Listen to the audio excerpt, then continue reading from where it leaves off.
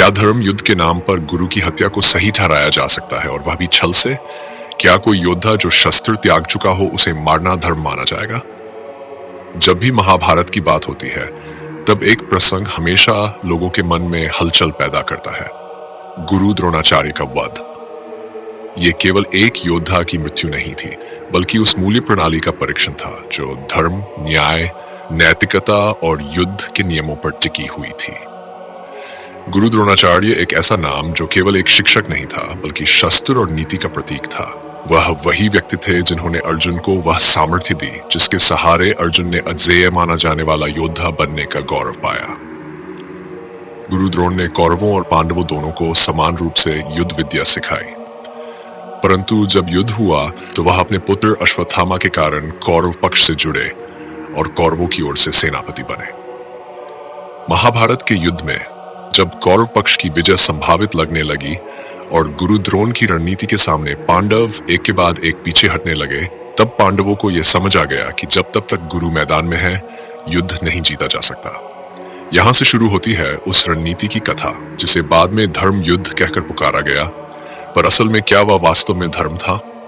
पांडवों ने यह योजना बनाई कि अगर किसी तरह से गुरु द्रोण को यह विश्वास दिला दिया जाए कि उनका इकलौता पुत्र अश्वत्थामा मारा जा चुका है, तो वे शस्त्र त्याग देंगे, क्योंकि द्रोणाचार्य को सबसे अधिक स्नेह अपने पुत्र से था और वे किसी भी परिस्थिति में अश्वत्थामा की मृत्यु को सहन नहीं कर सकते थे। अब यहीं पर उस कुटिलता की शुरुआत होती है जिसे नीति का नाम दिया गया। पांडवों की इस योजना को क्रियान्वित करने के लिए एक योजना बनी। एक हाथी को मार दिया गया जिसका नाम था अश्वत्थामा, और फिर उस घटना को इस तरह फैलाया गया जैसे गुरु द्रोण के पुत्र की मृत्यु हो गई हो। लेकिन गुरु द्रोण को इस बात पर सहज विश्वास नहीं हुआ। उन्होंने युधिष्ठिर से, जो सत्यव्रती और धर्मराज के नाम से प्रसिद्ध थे, इस बात की पुष्टि मांगी। अब यहां प्रश्न खड़ा होता है, युधिष्ठिर जो जीवन भर सत्य बोलने की बात करते थे, क्या उन्होंने उस क्षण सच्चाई कही? युधिष्ठिर ने कहा अश्वत्थामा मारा गया, और फिर धीरे से जोड़ा हाथी। लेकिन वह अंतिम शब्द शंखध्वनि में दब गया और द्रोणाचार्य तक नहीं पहुंचा। यानी उन्होंने सत्य को आंशिक रूप से छिपाकर एक ऐसा झूठ परोसा जो परिणाम में विनाशकारी था। यह बात सुनते ही गुरु द्रोणाचार्य ने शस्त्र त्याग दिया। उन्होंने अपने भीतर शोक, मोह और निराशा के कारण आत्मसमर्पण कर दिया, और तभी धृष्टद्युम्न ने, जो कि युद्ध के नियमों के अनुसार उनका शिष्य था, गुरु का वध कर दिया। अब सोचिए, एक ऐसा व्यक्ति जो शस्त्र छोड़ चुका है, जिसका मन टूट चुका है, जो अपने पुत्र की मृत्यु की पीड़ा में डूब चुका है, क्या उसे मारना धर्म की विजय कहा जा सकता है? महाभारत में इस घटना को युद्ध की आवश्यकता कहकर सही ठहराया गया। कहा गया कि अगर द्रोणाचार्य जीवित रहते तो युद्ध कभी नहीं जीता जा सकता था। पर क्या धर्म केवल जीतने का नाम है? क्या धर्म का अर्थ यह है कि एक गुरु जो कभी आपके आराध्य रहे हों, उन्हें छल से मारा जाए? यहीं पर हमें सोचने की जरूरत है कि महाभारत का यह युद्ध क्या वास्तव में धर्म युद्ध था, या फिर उस पर धर्म का मुखौरा पहना कर किया गया एक सत्ता संघर्ष। गुरु द्रोणाचार्य ने कभी पांडवों के साथ भेदभाव नहीं किया। उन्होंने अर्जुन को वह विशेष स्थान दिया जो किसी अन्य को नहीं दिया गया। उन्होंने अपने जीवन के सिद्धांतों से समझौता नहीं किया, परंतु जब युद्ध की परिस्थिति आई तब उन्हें राजनीति का शिकार बनाया गया। एक शिक्षक की मृत्यु, वो भी उसके अपने ही शिष्यों द्वारा रची गई योजना के तहत, ये कोई सामान्य बात नहीं है।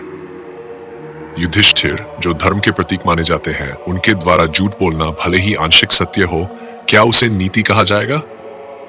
धृष्टद्युम्न जो गुरु द्रोण से युद्ध में परास्त हुआ था, उसका उन्हें असहाय अवस्था में मारना, क्या यह वीरता थी या प्रतिशोध? ये प्रश्न केवल प्राचीन इतिहास तक सीमित नहीं है। ये आज भी हमारे भीतर नैतिकता, निर्णय और सच्चाई को लेकर सवाल करते हैं। अगर धर्म का पालन केवल परिस्थिति अनुसार हो तो वह धर्म नहीं, सुविधा बन जाता है। गुरु द्रोण की मृत्यु हमें यही सिखाती है कि कभी कभी धर्म का चोला पहनाकर ऐसे कर्म किए जाते हैं जो वास्तव में अधर्म होते हैं। महाभारत हमें यह सिखाने आया था कि न्याय और धर्म को हर हाल में ऊपर रखा जाए, लेकिन इस घटना ने यह सिद्ध कर दिया कि जब उद्देश्य केवल विजय हो जाए तो धर्म भी एक औजार बन जाता है। अब एक और बात सोचिए, क्या द्रोणाचार्य की मृत्यु के बाद पांडवों को विजय का सच्चा सुख मिला? नहीं, हर एक जीत के साथ वे खोते गए रिश्ते, नैतिकता और सबसे अधिक आत्मशांति। गुरु द्रोणाचार्य की मृत्यु पर युद्ध थमा नहीं, युद्ध और अधिक भयंकर हुआ, और अंत में जो लोग जीत गए उनके पास शांति नहीं बची, और जो मारे गए वे शायद ज्यादा शांत थे। तो अब सवाल यह नहीं है कि द्रोणाचार्य की मृत्यु धर्म थी या अधर्म। असली सवाल यह है कि क्या धर्म का पालन तभी किया जाएगा जब वो आपके पक्ष में हो, और जब वो रास्ता मुश्किल हो तब क्या आप भी उसी धर्म को छोड़ देंगे? आज भी जब हम फैसले लेते हैं अपने जीवन में, समाज में, राजनीति में या प्रशासन में, तब क्या धर्म की गहराई से फैसला करते हैं या केवल अपने पक्ष को सही ठहराने के लिए तर्क ढूंढते हैं? गुरु द्रोणाचार्य की मृत्यु केवल एक ऐतिहासिक घटना नहीं थी, वह एक चेतावनी थी कि अगर आप धर्म के नाम पर अधर्म करेंगे तो परिणाम चाहे जीत हो, अंततः आत्मा असंतुष्ट रहेगी।